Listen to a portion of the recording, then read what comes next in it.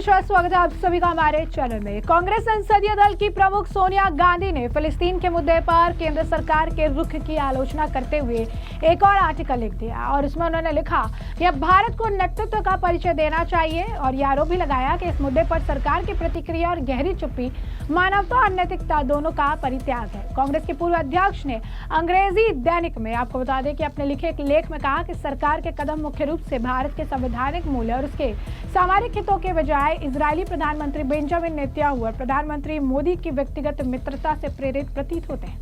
सोनिया गांधी ने लिखा कि व्यक्तिगत कूटनीति की यह शैली कभी भी स्वीकार्य नहीं है और यह भारत की विदेश नीति का मार्गदर्शन नहीं हो सकती।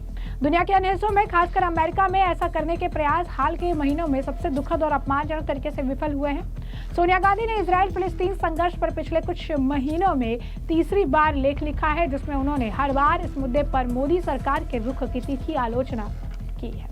सोनिया गांधी ने लेख में कहा कि फ्रांस फिलिस्तीन राष्ट्र को मान्यता देने में ब्रिटेन, कनाडा, पुर्तगाल और ऑस्ट्रेलिया के साथ शामिल हो गया है। उन्होंने इस बात का उल्लेख किया कि संयुक्त राष्ट्र के 193 सदस्य देशों में से 150 से अधिक देशों ने अब ऐसा कर दिया है। कांग्रेस के शीर्ष नेता ने इस बात पर जोर दिया कि भारत इस मामले में अग्रणी रहा है, जिसमें फिलिस्तीन मुक्ति संगठन को वर्षों से समर्थन के बाद अब 18 नवंबर 1988 को औपचारिक रूप से फिलिस्तीन राष्ट्र को मान्यता दी। सोनिया गांधी ने उदाहरण देते हुए बताया कि कैसे भारत ने आजादी से पहले ही दक्षिण अफ्रीका में रंगभेद का मुद्दा उठाया और अल्जीरिया स्वतंत्रता संग्राम के दौरान भारत एक स्वतंत्र अल्जीरिया के लिए सबसे मजबूत आवाजों में से एक था। उन्होंने बताया कि 1971 में भारत ने तत्कालीन पूर्वी पाकिस्तान में नरसंहार को रोकने के लिए दृढ़ता से हस्तक्षेप किया, जिससे आधुनिक बांग्लादेश का जन्म हुआ। उन्होंने कहा कि इजराइल फिलिस्तीन के महत्वपूर्ण और संवेदनशील मुद्दे पर भी भारत ने लंबे समय से एक संवेदनशील लेकिन सैद्धांतिक रुख अपनाया है और शांति और मानवाधिकारों की रक्षा के प्रति अपनी प्रतिबद्धता पर जोर दिया है। सोनिया गांधी ने लिखा कि भारत को फिलिस्तीन के मुद्दे पर नेतृत्व दिखाने की जरूरत है, जो अब न्याय, पहचान, सम्मान, मानवाधिकारों की लड़ाई है। सोनिया गांधी के इसी आर्टिकल को शेयर करते हुए कांग्रेस और कांग्रेसी नेताओं ने जमकर जो इस मामले पर बयानबाजी की। प्रियंका गांधी वाड्रा ने लिखा कि भारत का ऐतिहासिक अनुभव, उसका नैतिक अधिकार और मानव अधिकारों के प्रति उसकी प्रतिबद्धता उसे बिना किसी देरी या हिचकिचाहट के न्याय के पक्ष में बोलने, वकालत करने और कार्य करने के लिए सशक्त बनाती है। इस संघर्ष में पक्षपात की इजराइल और फिलिस्तीन के बीच चुनाव करने की अपेक्षा नहीं, अपेक्षा है एक ऐसे सिद्धांतबद्ध नेतृत्व की जो उन मूल्यों के अनुरूप हो जो लंबे समय से भारत हमारे राष्ट्र का मार्गदर्शन करते रहे हैं, जिन पर इसका स्वतंत्र आंदोलन टिका हुआ था। वहीं आपको बता दें कि इस पूरे मामले को लेकर जो है लगातार जो है आप कह सकते हैं प्रतिक्रिया का दौर देखने के लिए मिल रहा है। और इसी बीच अब कांग्रेस के अध्यक्ष खड़गे ने भी लिखा कि मोदी सरकार की प्रतिक्रिया गहरी चुप्पी और मानवता नैतिकता दोनों का परित्याग की विशेषता रही। ऐसा प्रतीत होता है कि उसकी कार्रवाई भारत के संवैधानिक मूल्यों और सामरिक हितों के बजाय इजरायली प्रधानमंत्री मोदी के बीच व्यक्तिगत मित्रता से प्रेरित है। व्यक्तिगत कूटनीति की शैली कभी भी स्वीकार्य नहीं होती और न ही भारत की विदेश नीति का मार्गदर्शन हो सकती है। दुनिया के अन्य हिस्सों में, विशेष रूप से संयुक्त राज्य अमेरिका में ऐसा ही करने के प्रयास हाल के महीनों में अत्यंत दर्दनाक, अपमानजनक तरीके से विफल हुए। विश्व मंच पर भारत की स्थिति किसी एक व्यक्ति के व्यक्तिगत गौरव प्राप्ति के तरीके तक सीमित नहीं हो सकती, न ही वो अपनी ऐतिहासिक उपलब्धियों पर निर्भर रह सकता। इसके लिए निरंतर साहस और ऐतिहासिक निरंतरता की भावना की आवश्यकता है।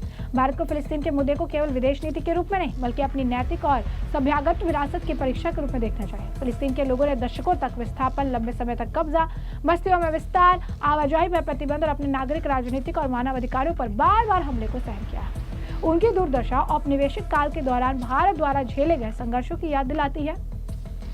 अपनी सब प्रभुत्ता से वंचित, राष्ट्रीयता से वंचित, अपने संसाधनों से शोषित और सभी अधिकारों और सुरक्षा से वंचित लोग फिलिस्तीन के प्रति अपने सम्मान की खोज में ऐतिहासिक सहानुभूति की ऋणी, और हम उस सहानुभूति को सैद्धांतिक कार्य में बदलने का साहस भी फिलिस्तीन के प्रति ऋणी।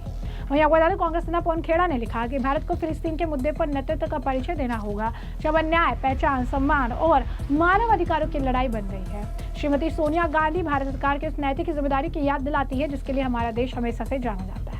वहीं कांग्रेस के नेता शशि थरूर ने भी इस मामले पर प्रतिक्रिया दी, आर्टिकल को साझा किया। लिखा, सोनिया गांधी जी का आज का एक प्रभावशाली लेख भारत से फिलिस्तीन के मुद्दे पर अपनी नैतिक प्रतिबद्धताओं पर खड़ा उतरने का आग्रह करता है। स्वयं इजराइल के शुभचिंतक होने के नाते और सुरक्षा के साथ रहने और आतंकवादियों को खदेड़ने से अधिकार का दृढ़ता से समर्थन करने वाली सोनिया गांधी जिस विचार से सहमत हो कि भारत की नैतिक और सभ्यगत विरासत ये मांग करती है कि हम गाजा में हो रहे भयावह घटनाक्रम के निर्दोष पीड़ितों के लिए न्याय की मांग करें। इजराइल भारत का एक सिद्ध मित्र है, लेकिन एक मित्र होने के नाते हमें उन्हें सच बताना होगा। ये नरसंहार बहुत लंबे समय से बहुत आगे बढ़ चुका है। इजराइल को अपना निर्दयी अभियान बंद करना होगा। इस बीच आपको बता दें कि इजराइल विदेश मंत्रालय के महानिदेशक ईडन बार्ताल ने हाल ही फिलहाल में भारत की तारीफ करते हुए कहा था कि भारत अपनी प्रतिभा और मानव संसाधन के दम पर तेजी से आगे बढ़ रहा है और उन्होंने इसे उभरती महाशक्ति करार दिया था। इजराइल के विदेश मंत्रालय के महानिदेशक ईडन बार्ताल ने भारत इजराइल संबंधों में विश्वास व्यक्त किया और भारत को एक उभरती हुई महाशक्ति बताया था। ईडन बार्ताल ने कहा कि भारत एक उभरती हुई ताकत है जिसमें ढेर सारी प्रतिभा और मानव संसाधन है। हम इजराइल के प्राकृतिक संसाधनों से ज्यादा मानव संसाधनों पर भरोसा करते हैं। भारत को एक ऐसा देश भी बताया जो अपनी आबादी को मौका देकर समृद्धि की मिसाल कायम कर रहा है। क्या कुछ और कहा उन्होंने, एक बार आप खुद सुनिए। You can say that there is high cooperation between certain countries on both sides, and in my meetings in Delhi a couple of months ago, I think we are sharing the same perspective about opportunities and about threats, and we can see the common theme among radicals and the fact that radicals would like to expand and express themselves in violence. And we believe that very close cooperation that we believe that we have established with India, and the high respect we have not just for immediate common interest of moderates versus the radicals, I think also historically.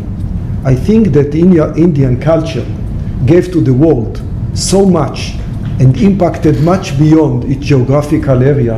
And if you learned history and you know the impact was until our region too.